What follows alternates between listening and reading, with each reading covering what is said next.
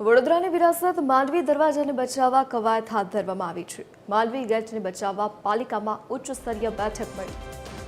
તો મેયરની અધ્યક્ષતામાં આ મળેલી બેઠકમાં મ્યુનિસિપલ કમિશનર, પોલીસ કમિશનર ઉપસ્થિત રહ્યા.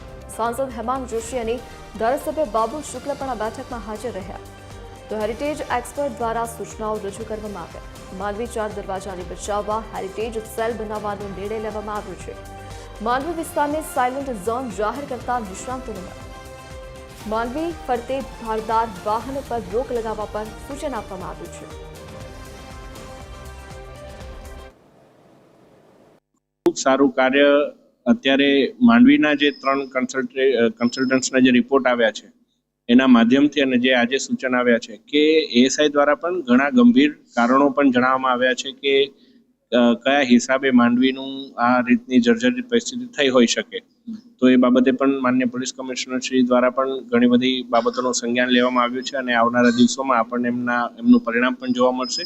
આગળના દિવસો માટે આની ફક્ત પ્રતિબંધક નહીં પણ ત્યાંના લોકો માટે કેવી રીતે વિકસિત કરી શકે, એક ટુરિસ્ટ ઝોન તરીકે લઈ શકાય અને એક હેરિટેજ વોક સેન્ટર તરીકે કરી શકાય, જેથી કરીને સ્થાનિક લોકોની અંદર જે બિઝનેસ ઇશ્યુઝ છે એ બિઝનેસ લોકોની પણ સારી રીતે વેચાણ થઈ શકે, સ્થાનિક જે સાઇટ્સ છે એના કન્ઝર્વેશન કેવી રીતે થઈ શકે અને આ હેરિટેજ સિટી જે બીજા જગ્યામાં છે જે કન્ઝર્વેશન વોક કહેવાય આ જ રીતનું કેવી રીતે આવરી લેવાય એના ઉપર ચર્ચા થઈ. એટલે આપણે માંડવી ઘણું બધું કામ કોર્પોરેશને ઓલરેડી સ્ટાર્ટ કર્યું છે.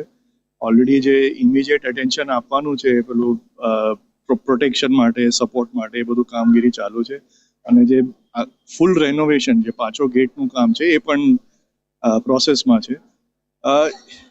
થોડા સિચ્યુએશનલ ઇશ્યુઝ છે કે લાસ્ટ વીક પણ જ્યારે અમે ગયા હતા તો અમે કહ્યું હતું કે ત્યાં એક તો સાઉન્ડ જે ડેસિબલ છે, કારણ કે ત્યાં પ્રોસેશન્સ, ડીજેસ, આપણે ફટાકડા એ વધારે છે, રાઈટ. સો એ વસ્તુ લીધે પણ ઘણું સ્ટ્રક્ચરને ઇન્સ્ટેબિલિટી થાય છે.